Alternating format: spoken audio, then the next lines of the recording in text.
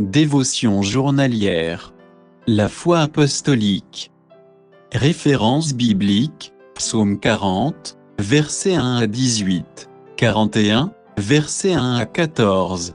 Moi, je suis pauvre et indigent, mais le Seigneur pense à moi.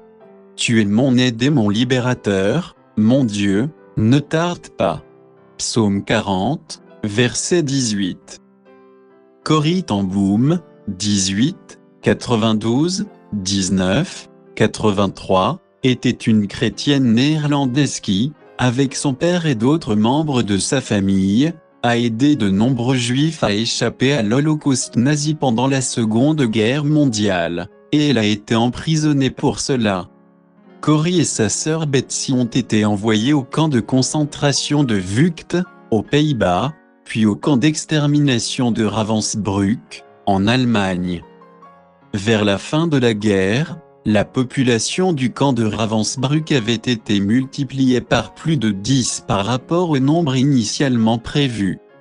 Les femmes emprisonnées étaient contraintes à de nombreux types de travaux forcés, les détenus étaient à peine nourris et les conditions de vie dans les cellules pour prisonniers étaient déplorables, presque indescriptibles. Un matin, Corrie s'est réveillée avec un gros rhume. N'ayant même pas un mouchoir pour nettoyer son nez qui coulait, elle n'en pouvait plus. « Pourquoi ne pries-tu pas pour avoir un mouchoir ?» demanda Betsy. Corrie faillit rire. Elles étaient là, entourées par des souffrances indescriptibles et par la mort, et sa sœur suggérait de prier pour un mouchoir. Betsy, cependant, n'a pas été découragée par le manque de foi de sa sœur. Elle a fait une simple prière au nom de Jésus, demandant un mouchoir parce que Corrie avait un gros rhume. Corrie a simplement secoué la tête et s'est éloignée. Peu de temps après, une autre détenue qui travaillait à l'hôpital du camp s'est approchée de Corrie et lui a tendu un petit paquet en disant « Je vous apporte un petit cadeau ». Lorsque Corrie l'ouvrit, elle trouva un mouchoir.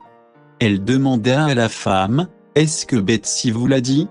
Saviez-vous que j'étais enrhumée ?» La femme répondit « Je n'en savais rien. J'étais occupée à coudre des mouchoirs dans un vieux morceau de drap, et une voix dans mon cœur m'a dit « Apporte un mouchoir à Corrie ten Boom. Voilà donc votre cadeau, de la part de Dieu. » En racontant cette histoire plus tard, Corrie a déclaré « Ce mouchoir de poche, fabriqué à partir d'un vieux morceau de drap, était un message du ciel pour moi. Il me disait qu'il y a un Père céleste qui entend si l'un de ses enfants sur cette planète prie pour obtenir ne serait-ce qu'une chose aussi simple qu'un mouchoir. Dieu entend effectivement nos prières, et il a des moyens de communiquer cette précieuse vérité aux siens. » Dans le verset de réflexion d'aujourd'hui, le psalmiste a exprimé une perspective similaire lorsqu'il a déclaré qu'en dépit des innombrables maux qui l'accablaient, le Seigneur se souciait de lui et serait son aide et son libérateur. Réfléchissez un instant à l'ampleur de cette pensée. Il est très probable que le maire de votre ville ne connaisse pas votre nom. Le gouverneur de votre État n'a jamais entendu parler de vous. Le président du pays ne sait pas que vous existez. Pourtant, le Dieu des cieux, le Créateur de tout l'univers, vous connaît par votre nom. De plus, il est conscient de vos moindres besoins. Vous comptez pour lui, en fait, il pense à vous en ce moment même. Il peut y avoir des moments où le mal nous entoure, où les épreuves balaient nos vies et où nos cœurs sont presque abattus à cause de la peur. Dans ces moments-là, nous pouvons faire comme David et prier « Ta bonté et ta fidélité me garderont toujours, ô accent circonflexe éternel. Éternel, viens-en à ta mon secours. » Psaume 40, versets 12 et 14. Il ne manquera jamais d'être notre aide et notre libérateur. Contexte. Psaume 40. Traditionnellement attribué à David, le psaume 40 est dédié au chef des chantres, ce qui indique qu'il était probablement chanté. Il comporte deux parties distinctes, les versets 2 à 11 sont un chant de louange, tandis que les versets 12 à 18 sont une complainte personnelle. Les versets 14 à 18 sont presque identiques à ceux du psaume 70. Il est donc possible que cette partie ait été détachée pour un usage liturgique et qu'elle soit devenue plus tard un psaume distinct. Certains commentateurs suggèrent que ce chant a été écrit après que David a été rétabli sur le trône à la suite de la rébellion des Absalom. Ce psaume offre une belle image de la sollicitude de Dieu à l'égard de ses enfants. Le mot hébreu traduit par incliné au verset 2 signifie littéralement étendu, penché vers. Le même mot est traduit dans d'autres parties de l'Ancien Testament par étendu, voir Exode chapitre 7, verset 5,19, chapitre 14, verset 21, etc.